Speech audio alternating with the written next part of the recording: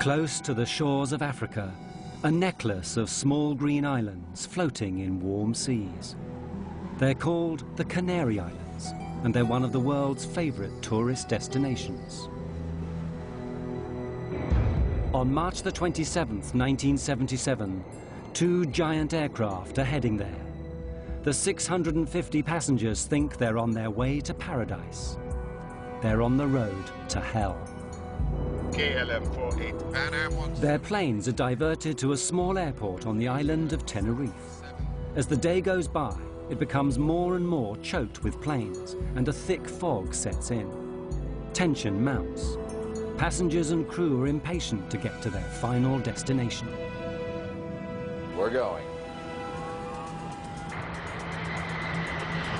Adam 1736, report. Runway cleared. Okay, we'll report when we're clear. To clear then. What do you say? Is it to clear the Pan Am? Oh, yes.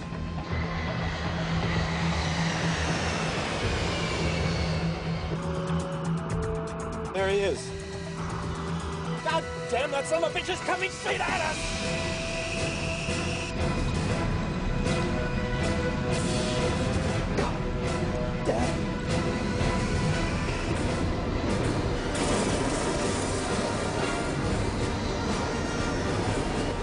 Come on!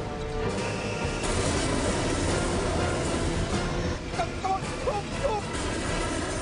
Get off! Please! Get off!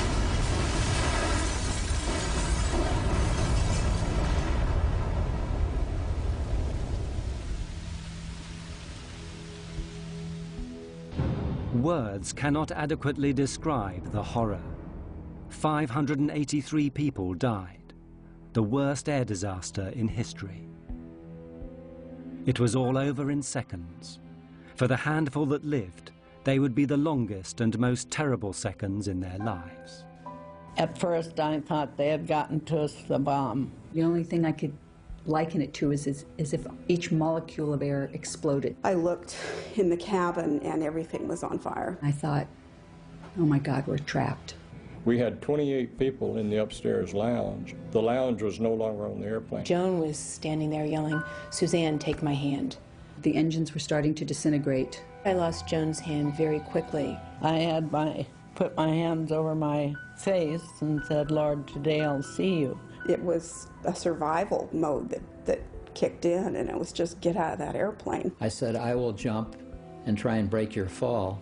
The airplane was collapsing in on people. I immediately thought it was total destruction. Well, I felt so responsible because I couldn't take care of my passengers, and so helpless in looking back and knowing that there's nothing you can do. You can't get back in the aircraft. There's no way to get in it, and it's all on fire. Firemen are there for 12 hours trying to put out the flames, but it's a hopeless task. As the news spreads around the world, everyone wants to know, how could two state-of-the-art aircraft possibly be on the same runway at the same time? All those people dead. What had gone wrong? Who was to blame? Only later would they discover the chain of coincidences, mistakes, and misunderstandings that had led to the biggest disaster in the history of aviation.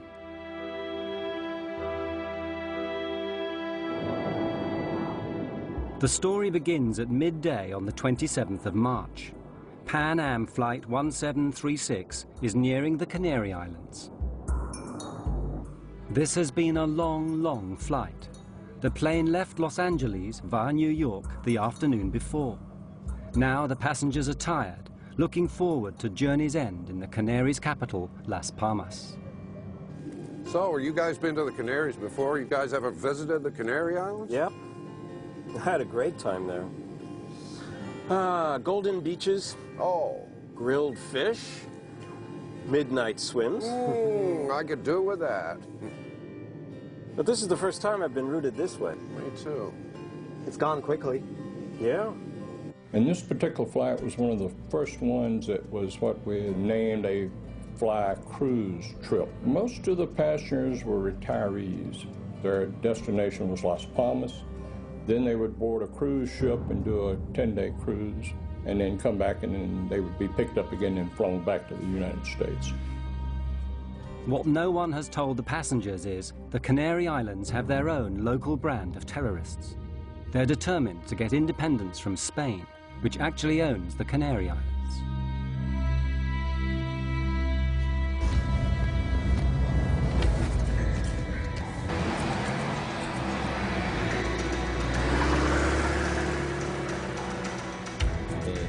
What everyone has to understand is that the Canary Islands are at war. As long as the islands are a colony, they will be at war with Spain. If the Spanish government doesn't agree to our three conditions, we'll launch full armed combat and will fight to the very end. Continuerons la lutte jusqu'à la fin.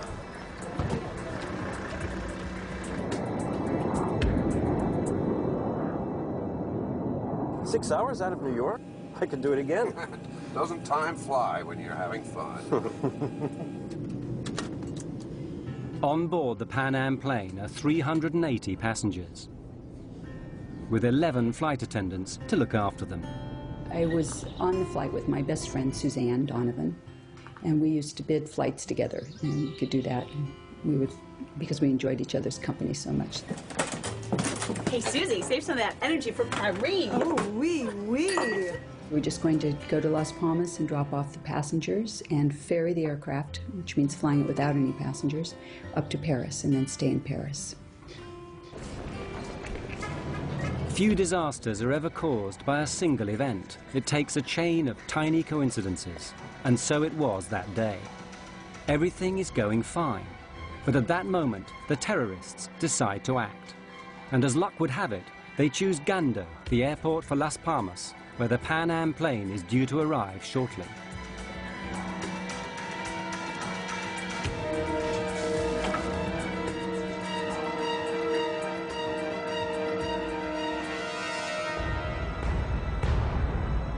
Just ahead of the Pan Am is another jumbo jet from the Dutch airline KLM. It too is heading for Gando Airport with 234 Dutch holidaymakers. The captain of the Dutch plane is Jacob van Zanten.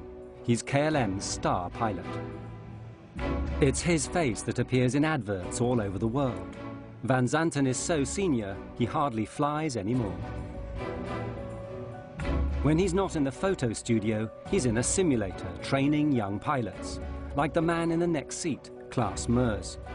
He'd personally given Meurs his license, something which Meurs is not likely to forget. You're just now looking at the arrival information for Gando? Yeah, I'll program in the alternates as well. We can do the briefing anytime. For future reference, I don't like to leave it this late in the flight, okay? I was just rechecking the procedures. No times to worry about here. Good. Thank you. The Dutch passengers are looking forward to journey's end too, but not all of them are going on holiday. 3 are young tour guides who actually live in the Canaries. They've been back to Holland for a seminar and are now returning to their work. It's true. Back in Holland. Yeah. But I'm glad to be getting back to sunny Tenerife. I mean, how many people can say they have banana trees in their back garden? Yeah, well, a week was just good enough for me. I don't know why they send us back to Holland for those seminars. I mean, really, it's not as if we learn anything. We're not going to suddenly sell more package deals. Hey, we got a free trip home to see our families. I'm not complaining. Well, why don't we celebrate our return to the sweet life and paint Las Palmas town right tonight? Yeah. You both up for it? 3 of us went to Holland for a week. It was a kind of holiday and work. I lived in Puerto de la Cruz. That's a small village in northwest of Tenerife. Yvonne was traveling with me. Walter was traveling with us. And it was nice to see your colleagues every year. It was a very nice atmosphere on board and a very relaxed atmosphere. There are many families on the plane taking an Easter vacation break. Among them, 53 children.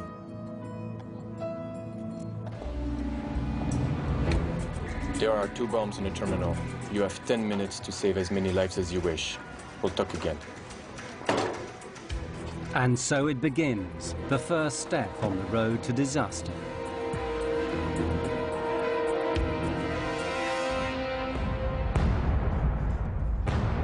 On the Pan Am plane, they know nothing of this. all is relaxed as the flight nears its end. You have control. Gando's already dialed in there. Yeah. Crew, Gando, Las Palmas Airport in 45 minutes. Ah, sí. Gando, Las Palmas Aeropuerto. Hombre. Ah, hand me the arrival info, would you? For the passengers, a welcome sight. The flight attendants beginning to tidy up in preparation for landing.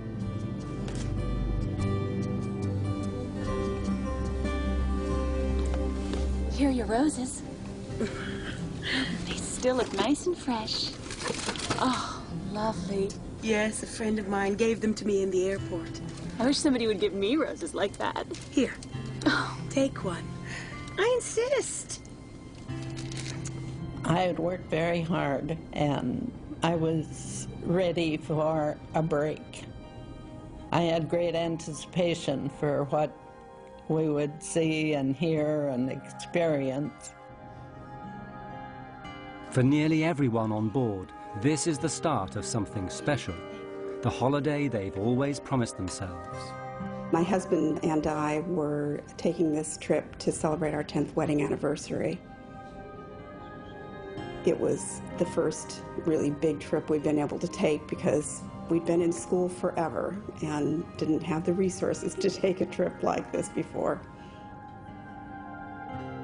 Atención, este es un mensaje de seguridad. Please leave all your belongings behind and exit immediately. All passengers must leave the terminal immediately. Attention all passengers. Leave all your belongings and exit immediately. All passengers must leave the... At Gando Airport, the terrorist bomb explodes, badly injuring a shop assistant. Luckily, she's the only victim so far. Approach. Security here. We've had an explosion in the terminal and we've been told to expect another. We've got to close the airport now. You need to divert all inbound traffic. Of course, right away.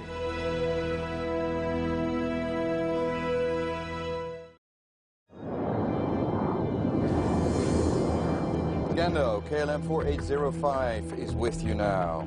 Flight level 350, inbound, request approach. KLM 4805 Gando, the airport is closed.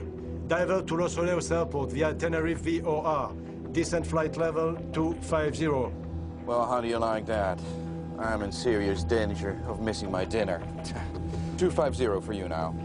50. This diversion is bad news for the Dutch pilots. They're only allowed to fly a certain number of hours, and they still have to get back to Amsterdam.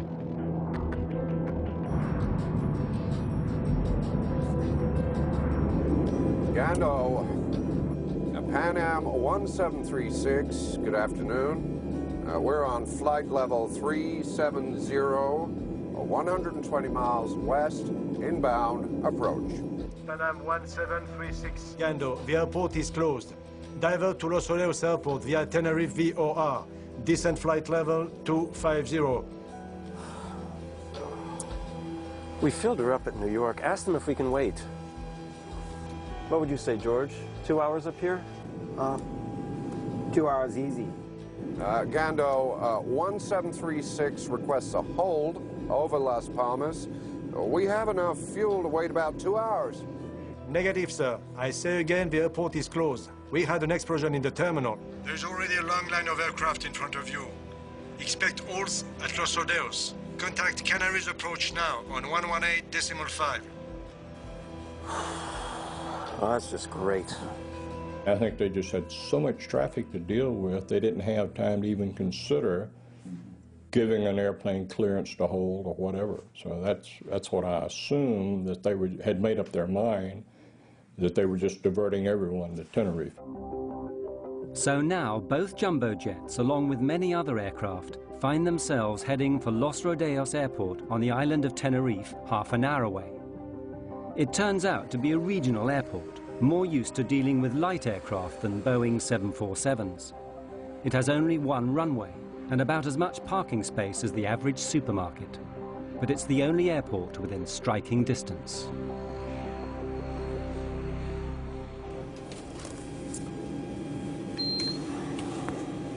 Ladies and gentlemen, this is Captain Grubb speaking. We've just been told by air traffic control to land at Tenerife, which is about a half-hour flying time from Las Palmas. Apparently, there are some difficulties in the airport. We're working the radios up here to see if there's a way that we can get you over to Las Palmas just as soon as we can, on the ground. I'll let you know when we have some more information on that. Thank you for your patience. When they made the announcement that we were not going to be able to land right then at Las Palmas, mostly I was frustrated because it had been a really long trip, and I was tired, and time changes and this and that. So I guess I would say that the chief feeling was frustration and sadness that we couldn't immediately disembark and get on a boat. People were not happy about this because it was not a good omen. You know, it was not a good omen having this take place. For the air traffic controllers at Los Rodeos, it's not good news either. It's Sunday and they're short-staffed. In the tower, there are only the two of them. Enough on a normal day, but today there threatens to be as much traffic as a motorway on a bank holiday Monday. What are they thinking? What do they want? That makes 4 planes already and 2 747s on the way. So what have we got? Pan Am 747, KLM 747. KLM 4805, you are number 3 behind the 737. Report outer marker. 4805, follow the 737, report outer marker. My God, I've seen postage stamps bigger than this place. God, we're gonna get boxed in here. God damn it. Anyone care to hear about the landing checklist? Klaas, you're flying. You've got to call the landing checklist. Landing checklist, please. Auto brake? On medium, you never know. Runway is short, and on top of it might be slippery. Be careful. Lima Tango 107, you are clear to descend to flight level 80, holding pattern. At Los Rodeos, planes are pouring in one after the other. Subject 282, switch to ground now on 118.7. Subject 282, switching to 118.7. Good day. God damn it. Of all the days this has to happen. Just when Spain is going to teach Hungary a lesson in football. I don't know. For sure it's bad timing. How are we supposed to get all these planes down? That Sunday, the two controllers find themselves thrust into a situation that's way over their heads. Los Rodeos had never seen so many big aircraft all at once. Contact standby for taxi clearance. When jet will take your place, you can begin your taxi just after it passes behind you. Brake, Spantax, hold on. Hey, say, where are you going to put the KLM? Next to the breathing 737. No choice. Still waiting for the Pan Am 747. Yeah, but that's 2 large carriers. It won't be easy to handle. You got to leave some room for these other planes that want to roll. Pan Am 1736, leave level 230 now for level 120, call back crossing 180. The Pan Am plane begins its approach. 1736 cleared to flight level 120, report crossing 180. The passengers are fed up. After 13 hours in the air, they're wondering when it's all going to end. Say, why the diversion? Is anything wrong at the airport? Oh, no, just a slight technical difficulty. It'll be cleared up in no time. Nothing serious? No, nothing to worry about. At the back of everyone's minds is, how long is this diversion going to last? Is it going to jeopardize their cruise? Will they miss the boat? Their tour guide reassures them. Hello, everyone. This is Beau Moss speaking. Ladies and gentlemen, our cruise ship, the Golden Odyssey, has got its engines running and will, I've been told, come out to pick us up if this delay should continue. So it will be just a few minutes longer. Please bear with us.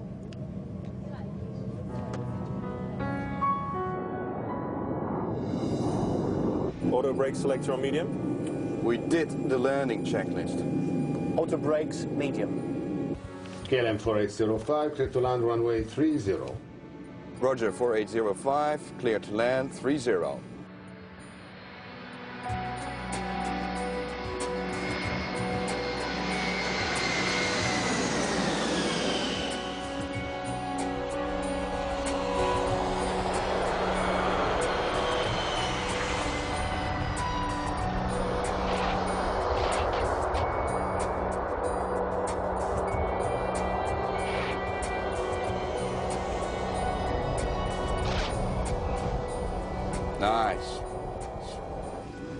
Clever kiss landing. Nice and smooth. Grandma didn't spill her tea.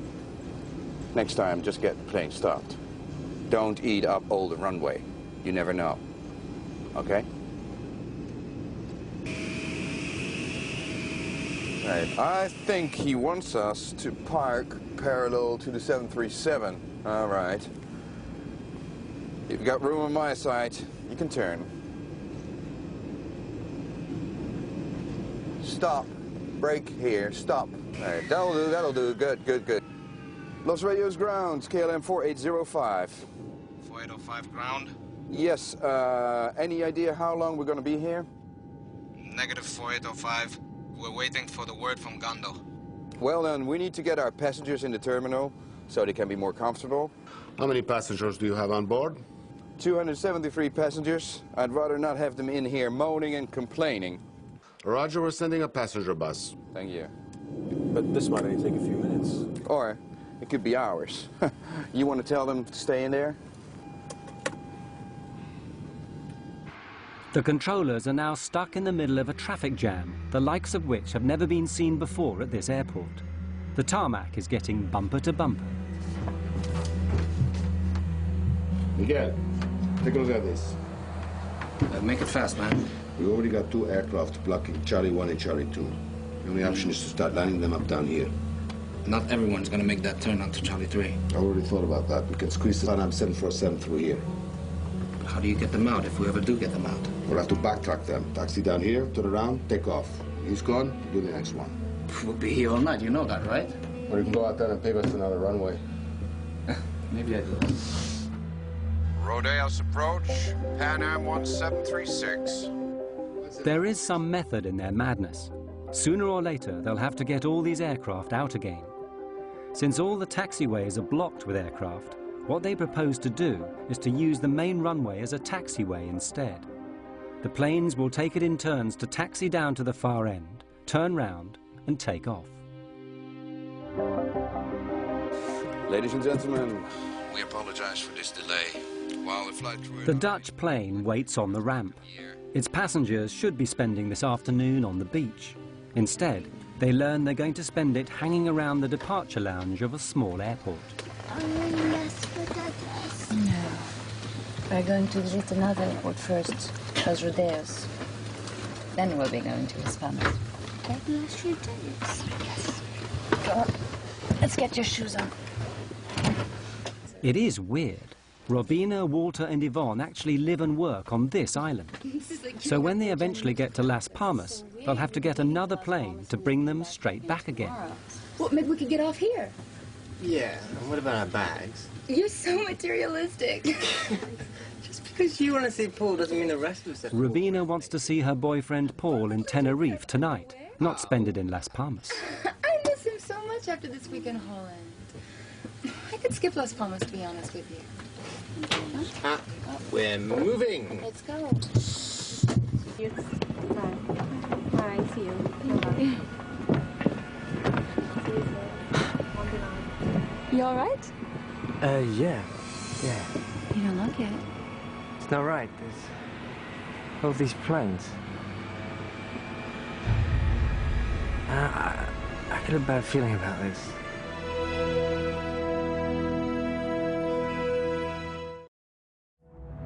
Because of a terrorist bomb explosion, dozens of planes have been diverted to a small airport on the island of Tenerife in the Canaries. One of the first to arrive is a KLM jumbo jet. Its passengers are taken to the terminal. But what with those arriving, those departing, and those, like the Dutch, who are in transit, the little terminal is becoming overwhelmed.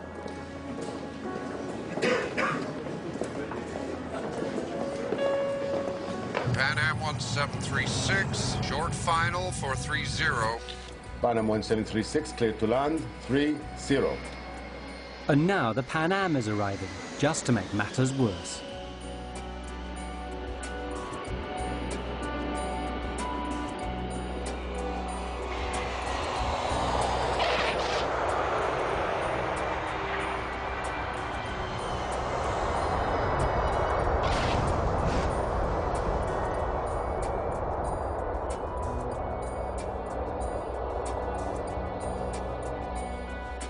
1736 at the end of the runway. You have a follow me for taxi instructions. Have you got him inside? Affirmative, sir. 1736, you will be just behind 3 other planes. Have you got them inside? Looks a bit tight in there. 1736, be careful of your jet blast. When you turn, there's a plane just next to you. The ground situation was a traffic jam, because when we landed there, the ramp was so crowded with other airplanes, and we were directed to taxi down to the end of the ramp area and park behind 3 other airplanes. And basically that's all we saw, and we didn't know when the airport at Las Palmas was going to open, so we really didn't leave the airplane area, let's say. By this time, the terminal is so full, there's no room for the Pan Am passengers. They'll have to stay on board their aircraft. After 14 hours stuck inside it, they're not happy. Ladies and gentlemen, I've authorized a door to be opened and the stair ramp set in place so that anyone who wants can walk down and stretch their legs. Unfortunately, due to the number of other airliners here now, we cannot get near the terminal. Now, I know we've all had a long day already, so I hope that we can get you out of here in about an hour or so. Thank you very much. They actually allowed us to get off the plane and just to walk downstairs and stand on the tarmac, stretch our legs. I think everybody was getting weary of traveling and ready to start their vacation. They opened the doors to give us air and we could look out. It was cloudy and overcast. It kept darkening down and was not nice, like we had hoped it would be. Everyone had been expecting tropical sunshine. Instead, it's damp and misty with clouds as far as the eye can see.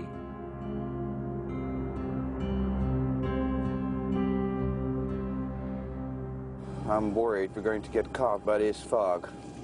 All we need now is for them to close down that runway.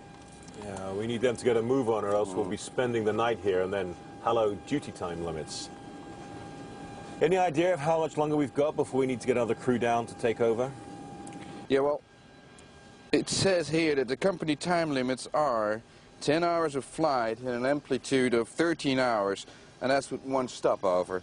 But if there are 2, it goes down to 9 and 11. But we're allowed to ask for a derogation. Jesus Christ, who writes this stuff here? I'm going to back time from when we have to be back at Schiphol to stay legal, right? What happens if we go over the civil and company time limits? Well, you get hung out to dry. You lose your license, your career, everything.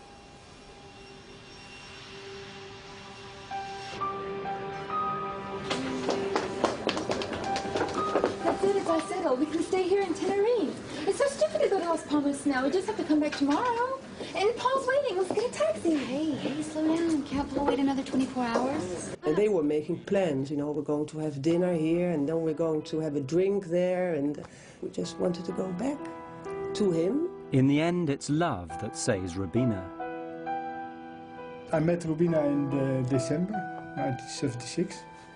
I fell in love, and we've never been separated. Not again afterwards.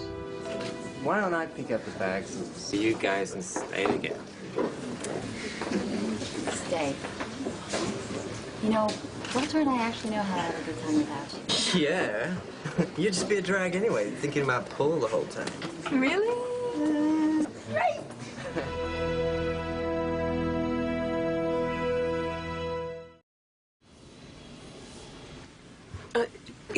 Excuse me. Is everything all right? Yes, we're all right.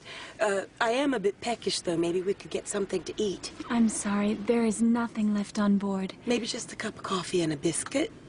Not even that. I'm sorry. I really am.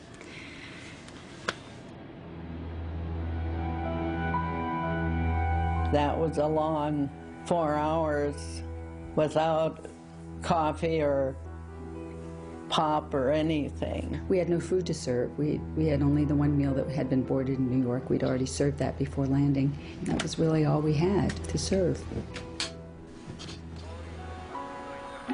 In the tower, the two controllers are also getting fed up. All the aircraft are in now, so there's nothing to do except listen to the football on the radio and worry. Clouds are gathering over the airport. Looks like we might have a campana.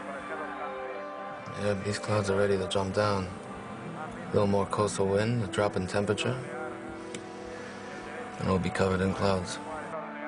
Better get a move on or they won't be taking off. Rodeos, Gando. Rodeos, go ahead.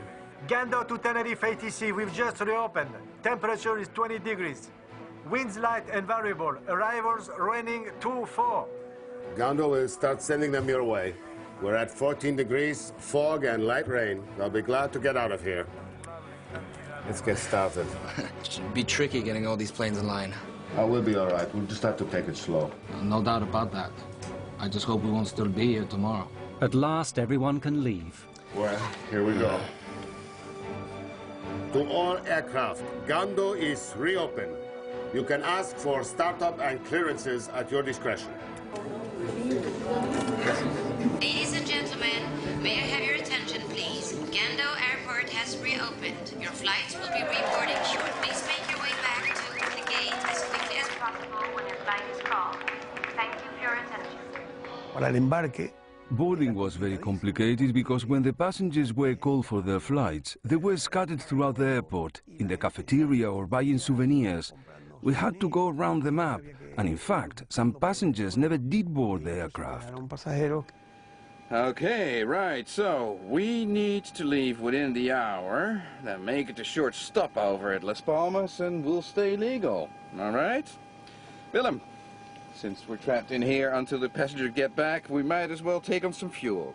Hey, now, let's do that at Gando. It's less expensive there, right? Yeah, exactly. I mean, we've got enough to... There might be many planes wanting fuel at Las Palmas. Huh? Or who knows? We'll be in a hold if Gando closes down again.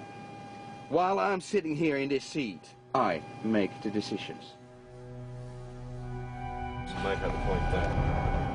Refueling before they take off will affect everything that happens from now on. Ramp KLM 4805 requesting refueling.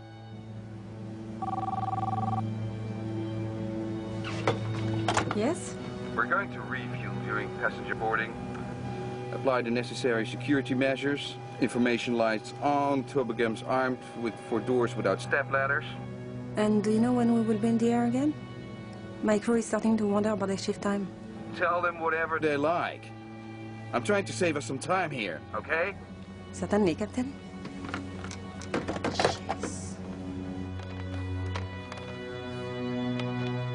In order to keep the weight down at takeoff, the normal practice is to take on just the amount of fuel you need, plus a margin for safety. But the Dutch captain takes on 55 tons, enough to get him not just to Las Palmas, but all the way back to Amsterdam. That decision will have unexpected consequences for everyone. KLM 4805, passengers continuing to Las Palmas, announced port. Inside the terminal, all the passengers are called to rejoin their flights, but two Dutch children are missing. They've slipped outside to explore. You go this way, I'll go check the bottom. Let's meet at the gate in 5 minutes. All right. Meanwhile, Rabina is trying to get off the KLM flight. Although I do understand your wish to stay. Yes, this is where I'm coming tomorrow, so there's no point in me going all the way back to Las Palmas. Yes, I guess this is just against company rules, and as much I would like to help you, I'm afraid you must take this pay. I guess you can't change the rules just for me. But there's no harm in trying, right? Have a nice day. Thanks. KLM might not be willing to bend their rules, but Rabina decides to bend them anyway. Problem? Kind of. What? But I'm staying anyway. They'll just have to arrest me. I'll pick up the bags for you. Thanks. I'll walk to the door with you guys so that my friend here thinks I'm taking the plane. Let's go. Come on.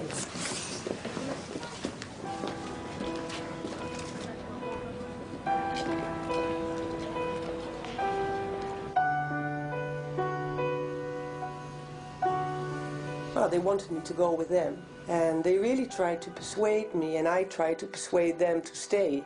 Yeah. And yeah, but that's how it goes. Yeah. Fortune had smiled upon Robina van Lanschot. Of the 234 passengers on her flight, she would be the only one left alive.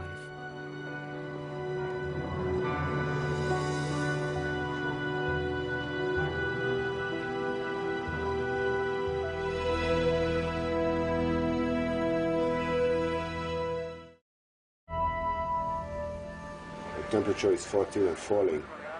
The dew point is 12, not a good sign. The visibility is going to drop like a rock. Weather. Hi guys, it's Fernando. What's the current visibility? Got it. Keep us posted if it changes, okay? In the meantime, we're going to let them go.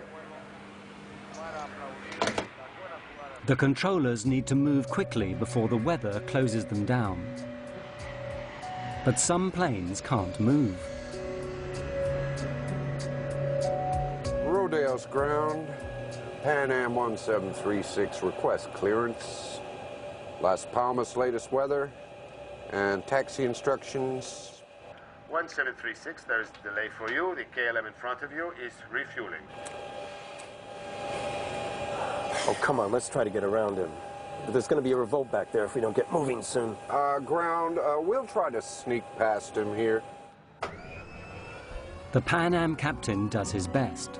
He starts his engines and tries to squeeze past. But a 747 is nearly 200 feet long. It's not built for squeezing. Not enough room. George, why don't we get a breath of fresh air and take a look? The engineer and I went out underneath the right wing and basically stepped off the distance between our wingtip and the KLM 747's wingtip, and we were 12 feet short of being able to taxi easily around the airplane. For the sake of 12 feet, hundreds of lives are going to be lost.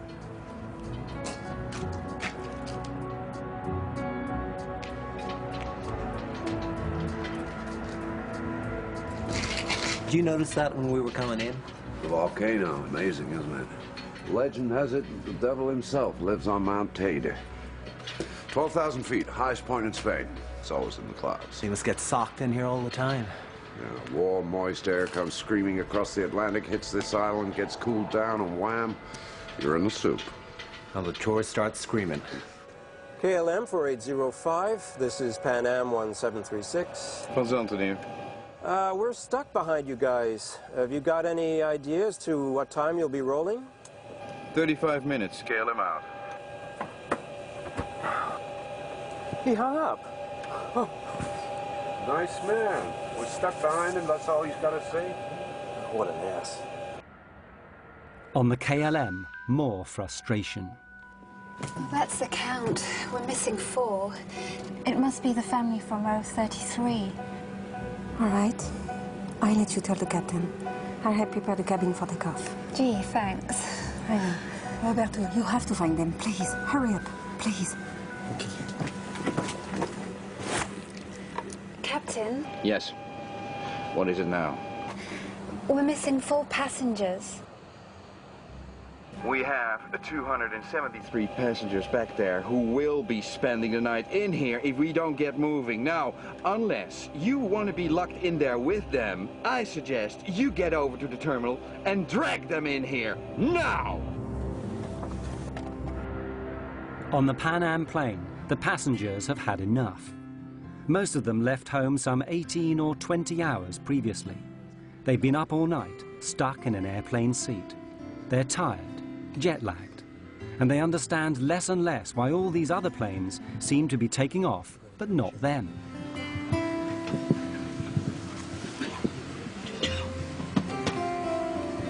My friends, I know it's been a trying afternoon for all of us. But when we are finally on board the Golden Odyssey, you will be pampered day and night. Your own private telephone will give you access to room service at all hours. A twist of the button will give you just the right temperature. Queen-size beds will make you forget these airplane seats.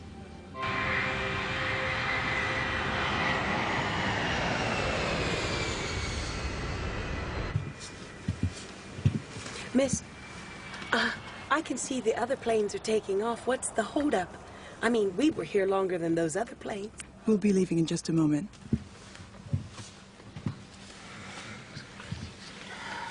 Keep thinking of Paris, I guess. You can keep thinking about it. Yep.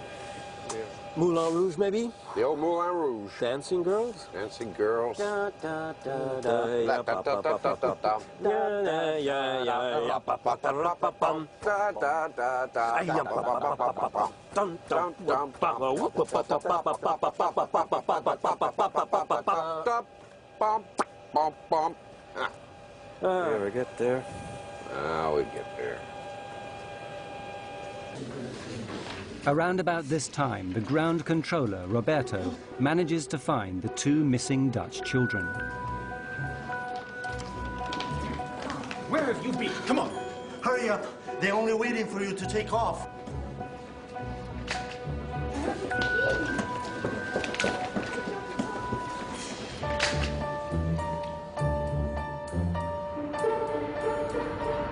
He takes them back to their plane, and as it happens, to their deaths.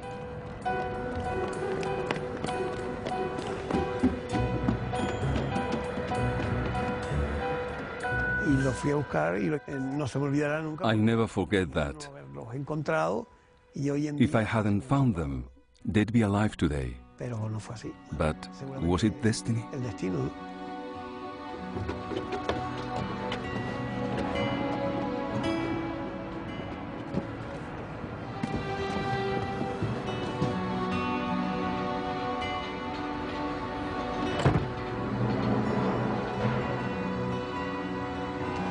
Station calling to start.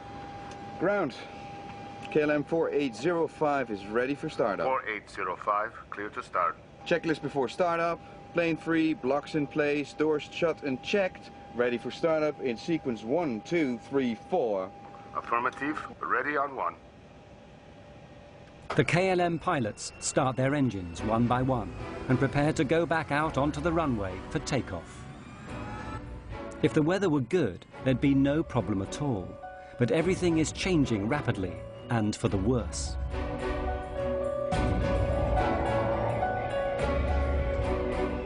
Taxi company is here. Visibility is right down.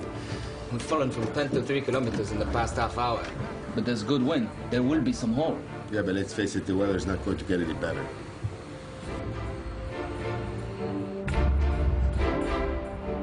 Approach 4805 requires backtrack on runway 12 for takeoff on 30. Taxi straight ahead to end of runway and make a backtrack.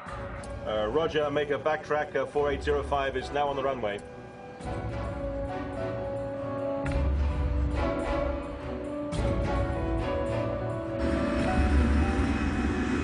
The KLM is now back on the runway. The Pan Am prepares to follow them a few hundred meters behind, through the fog, which is getting thicker by the minute. Pan Am 1736, ready to start. Pan Am 1736, you are clear to start. Thank you.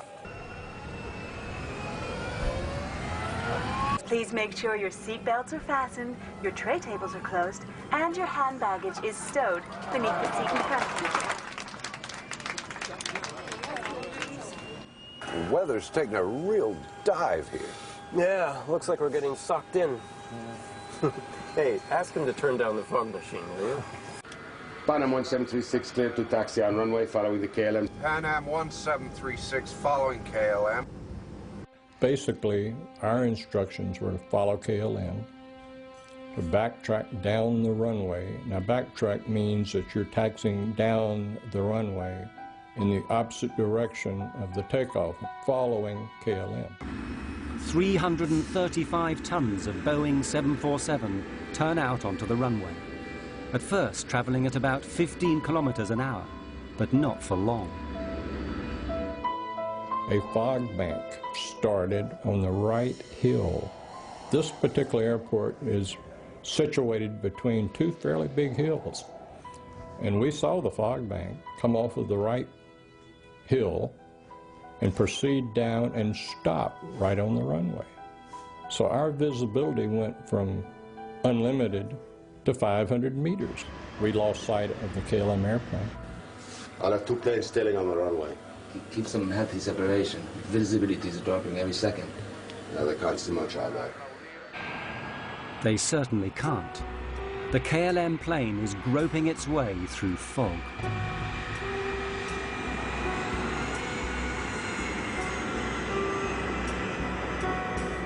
Can barely see the pavement. We're down to 50 knots ground speed, Scott. Taxi checklist. This is a nightmare. We'll never make the limits at this rate. And I really don't want to be spending the night at Las Palmas. I'll give headquarters a call. Taxi checklist. Please. EPR, ADI, safety compass. Compared and checked. Okay, we're massing 200 tons with 55 tons of fuel. The parameters are checked and verified by myself. Rolling checklist completed.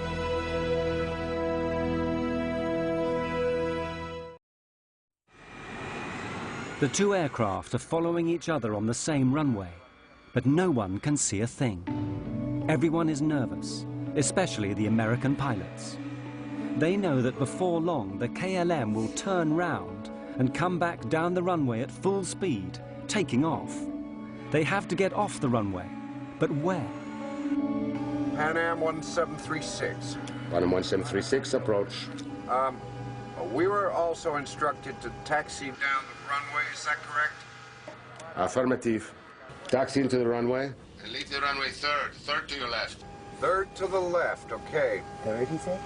3. Third to your left. I thought he said leave the first. runway third to your left. Third to your left. Left turn. Look at it out there. I mean, this cloud just rolled right onto us. I don't think anybody has the minimums now. In a 747, the pilots are more than 10 meters off the ground. It's very difficult to see out. And it's built to fly, not to drive down a highway in thick fog, trying to find an exit. Tell me what you think, George. No. We've got centerline markings only. We need 800 meters visibility if we don't have the lights. Anytime you get a low visibility, such as that, on the back of the approach plates, you have the runway information. It gives you the minimum visibility you must have to be able to take off. We turned our charts over, and it said RVR, minimum 700 meters visibility. So we assumed that with that, he'd just given us 500 meters, we couldn't take off.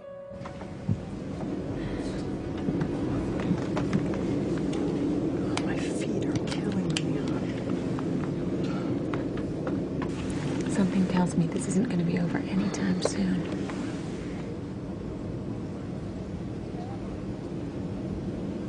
KLM 4805, how many taxiway did you pass? I think we just passed Charlie 4 right now. Okay, at the end of the runway, make 180 and report. Report for ATC clearance. Okay, sir. Tell me, is centerline lighting available for 4805? I don't think so. Stand by, I will check. The Pan Am is still traveling along the runway behind them, but very slowly now, because the pilots are confused. They thought they might have misheard the controller. Did he say the third exit, or was it the first? The first one was a 90-degree turn. Yeah, okay. This one down here is a 45. It must be the third. But this third exit seems to be an impossible turn for a 747. There must be some mistake. The logical exit is the next one, Charlie 4. It's only a 45-degree angle and leads to where they want to go. I'll ask them again. Would you confirm that you want Pan Am 1736 to turn left at the third intersection? The third one, sir. 1, 2, 3. Third one. 1, 2. Good, well that's what we need, right? The third one. Uno, dos, tres. All right. 1736, report runway clear. Pan Am 1736. We couldn't see any taxiways. We couldn't see barely the center line of the runway we were taxiing on, but we knew that the 45-degree angle to the left was the taxiway we were supposed to take. 1 kilometer ahead and out of sight in the fog, the KLM is nearing the end of the runway. 4805 and Pan Am 1736, for your information, the centerline lighting is out of service. 4805, we copied that. Why am I not surprised? Wouldn't make any much difference anyway. You need a bunch of searchlights to punch a hole through this mess.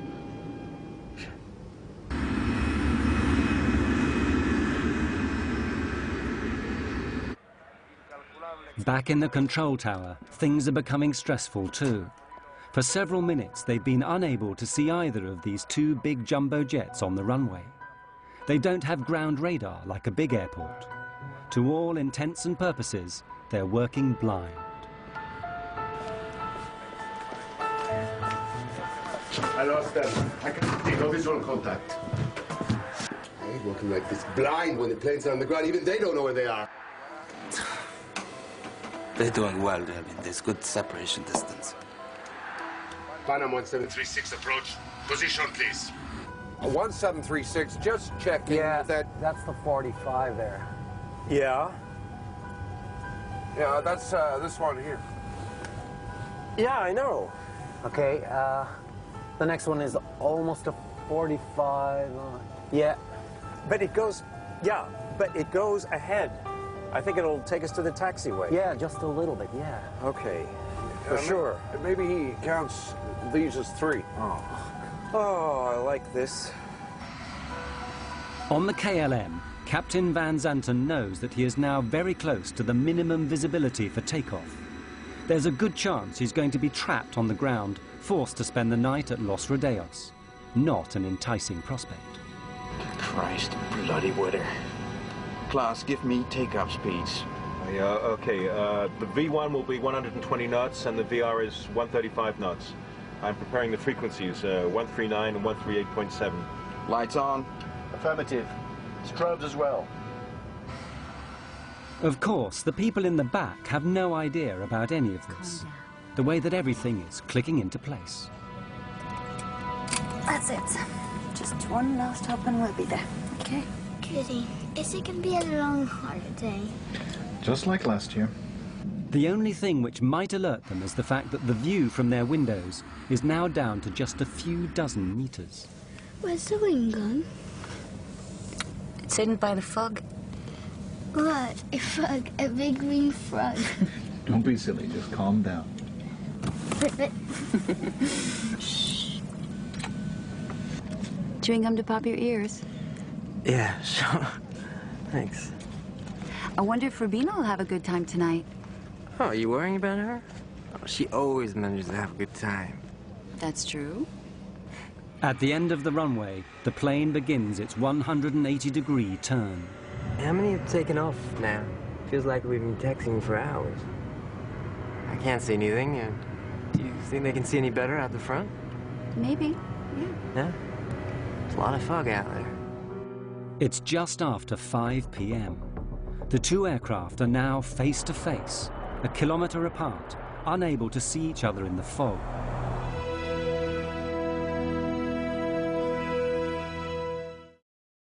Okay, we're on the numbers now.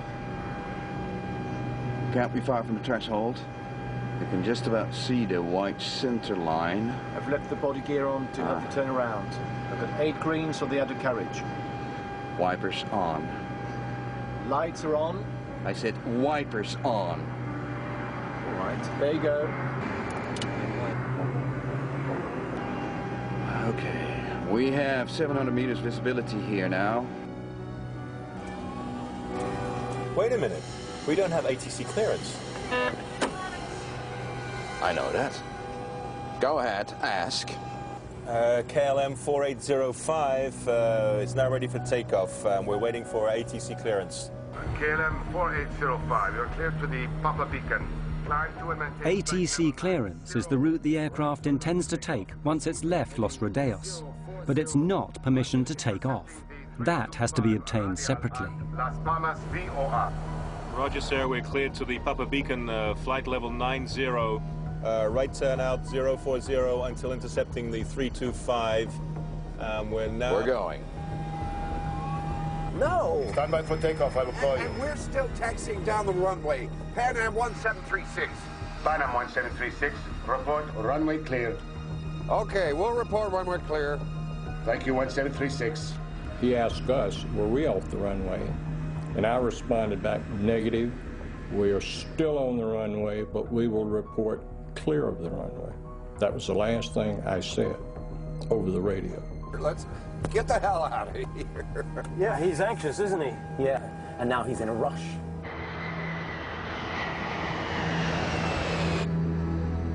We were only taxiing at 3 miles an hour. Nothing in my mind would have even given me the thought that he was taking off.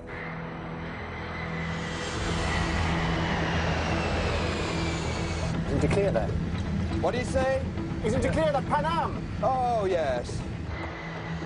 The die is cast. With every second, the KLM is going faster and faster.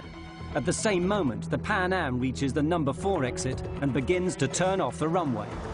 God damn, that son of a bitch is coming straight at us!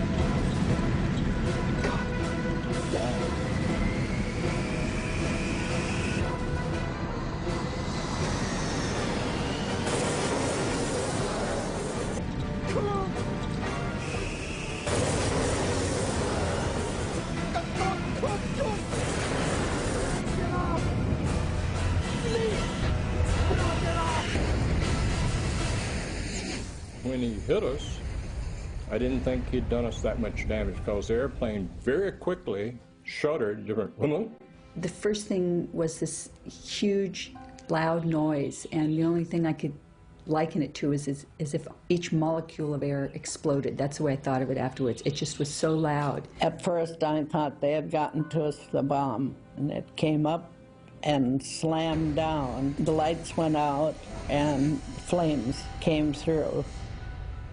I had put my hands over my face and said, Lord, today I'll see you. The minute I opened my eyes, I looked in the cabin and everything was on fire. All the windows were going in the cockpit. I looked out to the right wing was on fire.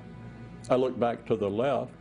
We had 28 people in the upstairs lounge. The lounge was no longer on the airplane. It was just a big hole there. And I could see all the way to the tail of the airplane, just like someone had taken a big knife and cut the top off. People were just sitting in their seats. They weren't moving. I don't know why. Yeah, in normal circumstances, you're supposed to wait for a command, but it was clear and you didn't need to wait for a command in this situation. There was fire, and I shouted to Suzanne, fire on the wing. She ran back to my exit and saw Suzanne standing there, getting ready to open the door, and just saw the door crumple like cheap tinfoil. And I thought, oh my God, we're trapped. I was staring at the door, and I yelled, unfasten your seatbelts, remove your shoes, leave everything, come this way. And as I stared at the door, a jagged hole seemed to open up in the roof over the door. And the next thing I knew, I was outside that. I don't know how I got out there. Joan was standing there yelling, Suzanne, take my hand. And I was standing above the level of the door on fuselage rubble pieces. And I leaned down and said to Suzanne, give me your hand. She grabbed me out with one hand. I mean, I don't know how she lifted me. And then we were standing up on top of almost on top of this airplane. And I thought, it's really a long ways down. If we jump, we're going to break our legs. We were on debris. It was like ice floes, big chunks of fuselage kind of moving all around. The engines were starting to disintegrate already. We could hear them disintegrating and throwing metal. I lost Joan's hand very quickly, so I jumped. And it seemed like the leap from a second-story building. The captain, he elected to jump down in the first class section of the airplane, and when he hit the first class floor, the floor collapsed and he fell on down into the cargo area. It was so hot that the oxygen bottles exploded and burned him very badly, as a matter of fact.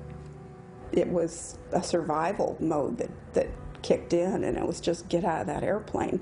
I didn't stop to think about how it happened. I went to where the door would have been, and I left my wife seated, and then it came to me, what am I doing? Where's my wife? So I turned around, and she was coming, and I said, I will jump and try and break your fall. My husband was sitting to my right, and I undid his seatbelt and kind of pushed him out of his seat to get him moving. And we headed for the door that was closest to us. And it was engulfed in flames, and there was no way to exit that way. I looked over, and at some point, someone had opened the other door, which was amazing to me. And I just yelled over here and headed toward the door on the other side, which was, again, the wing door. In the haste to get out of the burning plane, Karen became separated from her husband. He died in the flames.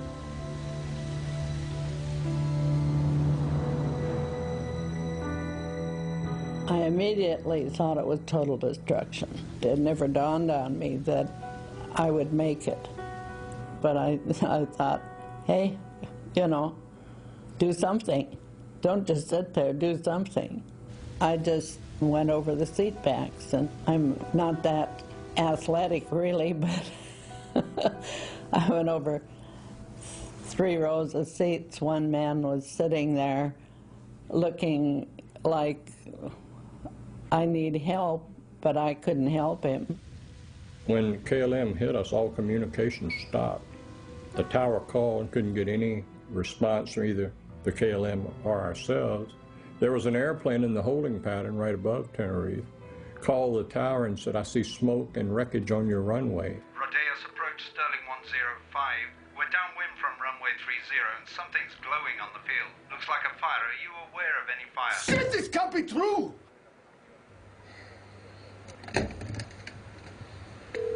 Come on, come on! Come on, come on!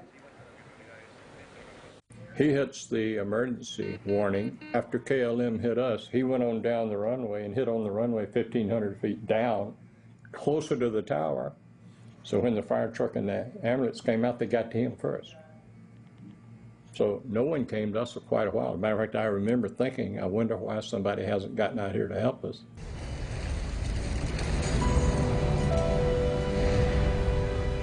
It's complete bedlam. In the fog, the fire trucks don't know where to go. When they eventually find the Dutch plane, it's hopeless. Everyone's dead. And the whole time, they don't realize there's a second plane a short distance away, hidden in the mist, with people waiting to be saved. It's another 20 minutes before the Pan Am plane is discovered.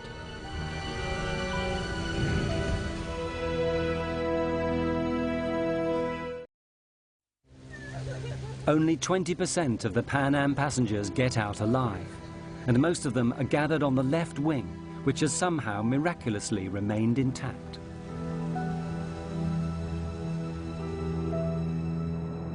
The entire left wing of the airplane was covered with passengers. And it turned out there were probably 45 to 50 passengers out on that wing. I've never asked anybody how high the wing is from the ground on a 747, but it looks to be a very long ways. And I cut open my head and fractured my foot. My wife jumped after me, and she said, I cannot walk.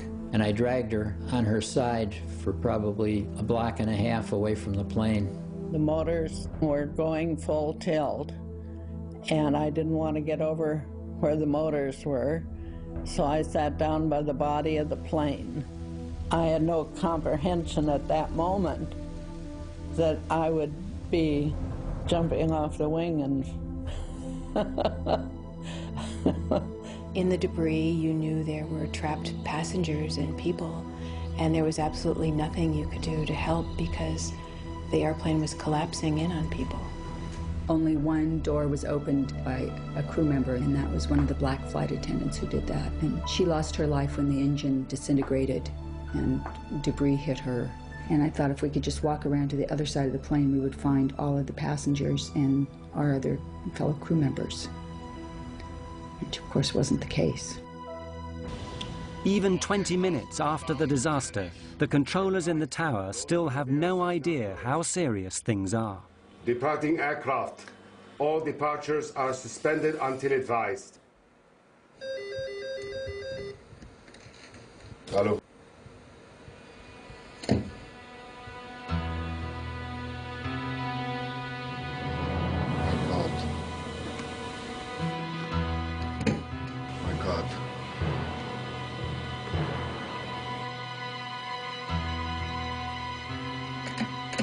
I'll get local fire out of here.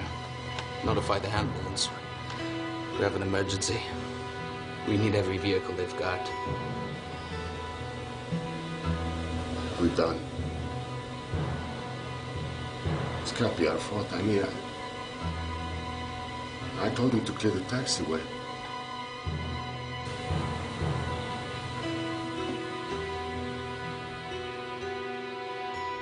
When I got out on the ground, I could hear people screaming and yelling and all. Within about 5 minutes, you heard absolutely nothing. There was no noise at all, just the airplane burning. I asked one of our medical directors later on what he calls that, and he said that when you have a fire that hot and that much of a fire, it consumes all of the oxygen in there, and people basically suffocate. I felt so responsible because I couldn't take care of my passengers, and so helpless in looking back and knowing that there's nothing you can do. You can't get back in the aircraft. There's no way to get in it, and it's all on fire. Of the KLM plane, very little remains. It had continued flying for another 400 meters before slamming into the ground. The 55 tons of fuel it had taken on ensured that everyone on board died in the fiery explosion. It was personal vehicles, cars and trucks that seemed to come onto the grass and gather up people. About 75% of our surviving passengers got to the hospital in taxicabs. It was a wild, crazy ride as we were going to the hospital. The skin was hanging on both hands because I had received burns, but it hadn't affected my eyes. I had blood all over me, and I walked up to somebody and said, "I'm a doctor, can I help?" And the guy that I said it to had the oddest look on his face, just this very wan smile, and he just shook his head, and then I immediately went into a coma. Word soon gets out, and in the hours that follow, the international press begin to arrive, and the first news is flashed around the world. The rescue workers are still going through the wreckage of the 2 jetliners this morning in the Canary Islands. They're looking for the bodies of victims in this worst accident in aviation history. 2 jumbo jetliners, 747s, collided on the ground at the airport at Santa Cruz de Tenerife yesterday morning. One was a Pan Am charter from Los Angeles that picked up more people in New York before flying to the Canaries. The other was a KLM charter from Amsterdam in the Netherlands.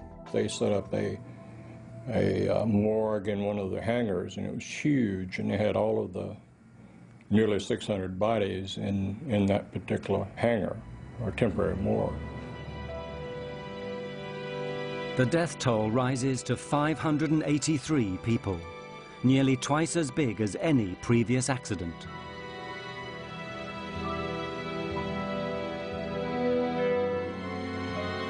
And then everyone begins asking the same questions. How and why could 2 state-of-the-art airliners smash into each other on the same runway?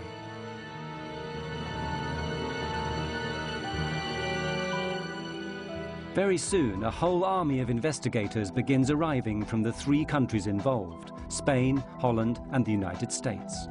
Under the rules that govern this sort of thing, they all have a right to be there, but that doesn't mean they're going to get along. In Spain, the military still runs everything, including aviation. When the American team from the National Transportation Safety Board arrives, the Spanish general in charge won't even let them into the room. I sneaked in, and I went to the general and told him, the general, my name is Luis Carmona. I represent the U.S. government, the NTSB, and I am here to participate in the investigation. He answered back to me, I represent the king, and you get out. So as I was walking out, he looked at me again and he said, hey, you don't look American. And I told him, well, yes, I am an American, but I was born in Cuba. And he said, well, so did I. I was also born in Cuba. So he turned around and he asked me questions and asked me to bring my team in, and we started doing the accident investigation then. The investigators discover the chain of coincidences that had led remorselessly to the deaths of 583 people. If any one of them had not occurred, neither would the accident. The first had nothing to do with airplanes, a terrorist bombing perpetrated by a small group fighting for their independence. Their intent was to create publicity for their cause. In that, they certainly succeeded. There are 2 bombs in the terminal. You have 10 minutes to save as many lives as you wish.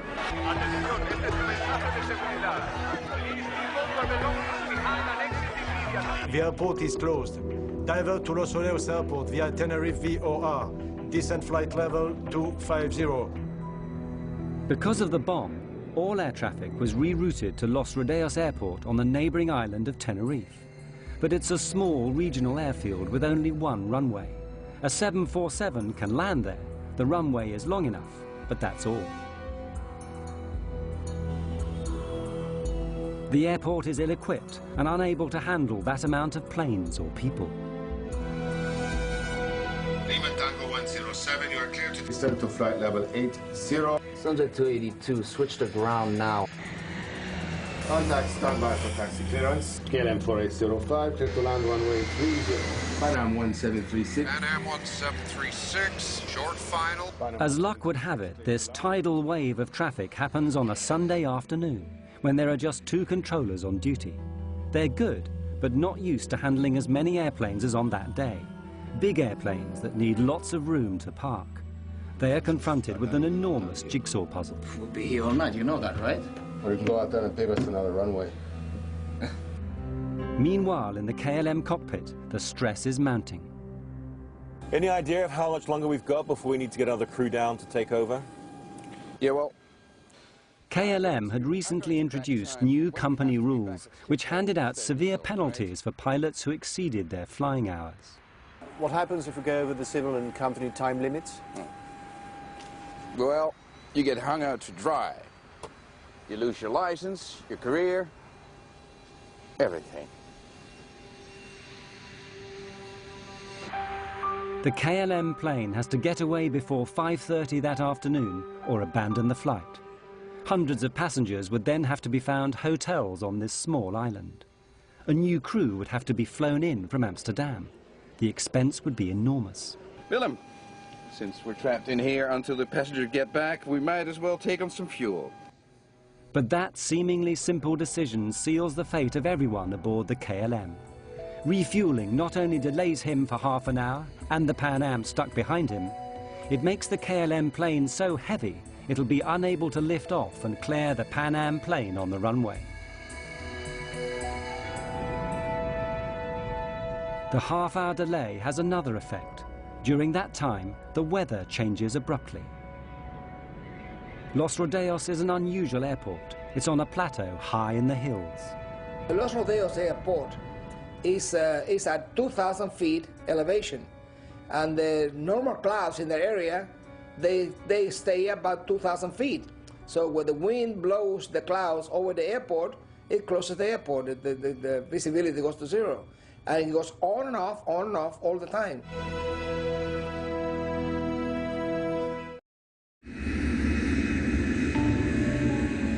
Unfortunately, for an airport that's constantly lost in fog, Los Rodeos is ill-equipped to deal with it. It has no ground radar so that controllers can see where the planes are. In fact, the facilities are downright primitive. When he was not, they had a person sitting in a building next to the runway, and he just took a visual measurement of the weather, and that's how the weather was checked. And that's about all. In the fog that day, both aircraft are invisible to the controllers. I lost them. I can see no visual contact. There are no runway center lights working either.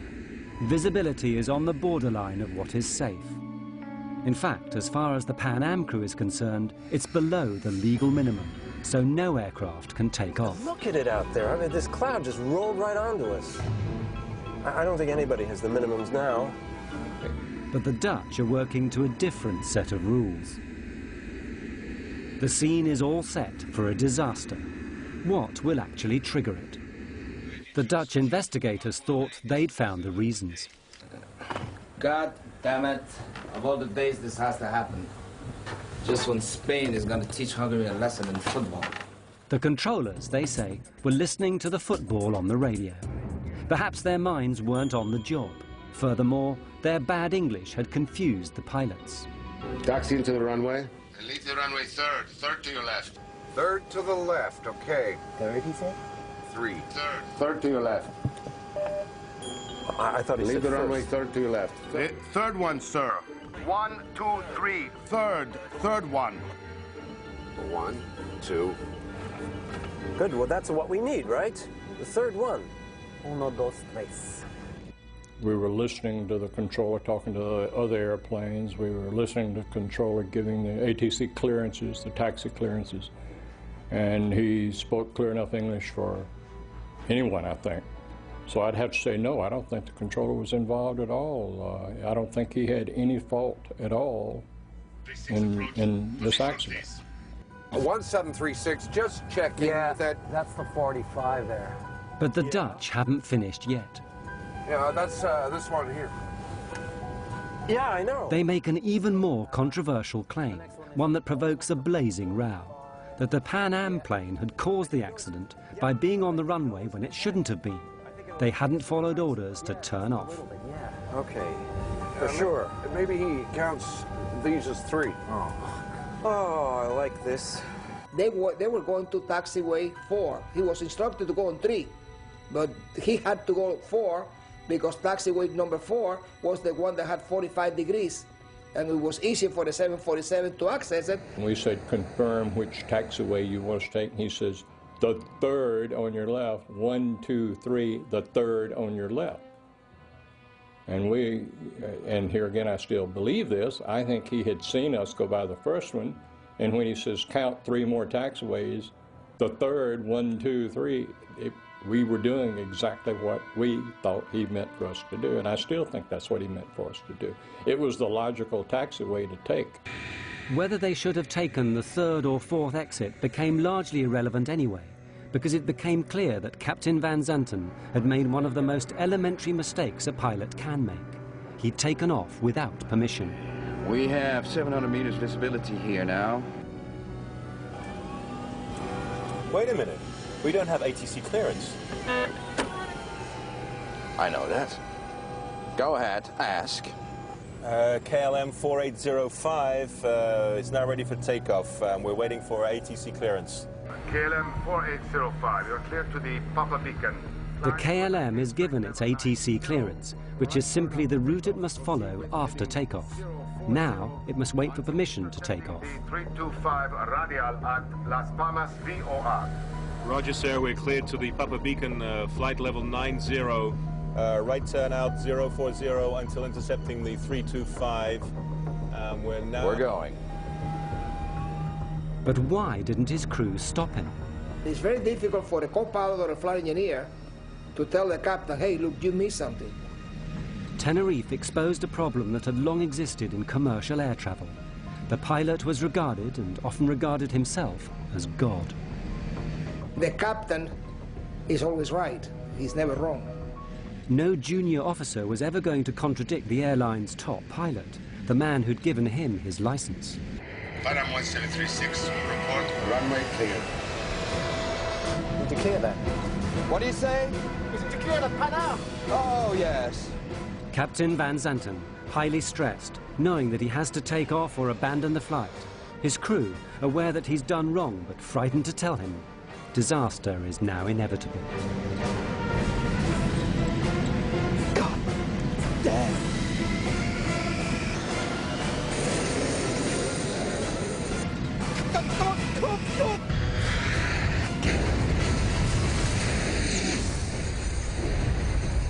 The official report is written by Spain. It blames the accident on Captain Van Zanten's decision to take off without permission. The Dutch refuse to accept it. They publish their own report, blaming language difficulties and the general confusion at Los Rodeos. What I learned from the Tenerife accident is that regardless of how well qualified, experienced, professional, and exact professional you are, okay, accidents, as long as human beings are involved, accidents can always take place. The insurers pay out a record sum, $2 billion in today's money. As for the survivors, the images of the 27th of March will always be with them. They've just learned to live with them, that's all. And whenever I have friends that travel, I tell them, make sure you know where your exit is, make sure you read all that stuff, know how to get out of the airplane. I mean, those are important things. I never had nightmares. I had only dreams about being helpless and being at an airport behind a big, thick window and watching an airplane take off and knowing that it was going to crash and wanting to shout out, but there was this big, thick glass window. You're just helpless, and that's what you feel, is this, because our responsibility is to take care of everyone, and that's what we want to do, and we couldn't do it. We couldn't save them. The loss of my husband had a tremendous impact on my life, on my son's lives, on my extended family's lives. It was huge. Then you can see how strange life is, you know, that things like that happen, that you get off and they go on, and perhaps if the plane left a minute later, it wouldn't have happened. I think it brought home to me how quickly you can leave this life and how everyone should enjoy life every and each day as much as you possibly can. Well, after the crash, I decided to start a family. I thought maybe I will stay home and have children. I thought, you know, my friends have died, and if I let myself sit in this little apartment, it's going to be as if I'm curled up and died, and that's not fair to them. I can honor them best by living a life, a full life, and not being afraid. I am blessed because I do not have any horror left over from the accident. I felt ashamed the first while. And a long time I thought, you know, I wish I died, because I felt very bad. I was scared for quite a while after the crash, but I knew if I flew with Joan, she would pull me out again. I had to quit the NTSB. I didn't retire. I felt so bad that I became ill. I had to go to a doctor and get some medication because I got sick. I went back to Tenerife, my wife and I had a driver take me out to the airport and show me the runway, and I looked at it all. I did it all over again. And then I went back and took the Golden Odyssey steamship from the Royal Cruise Line to sort of complete the situation which I had missed.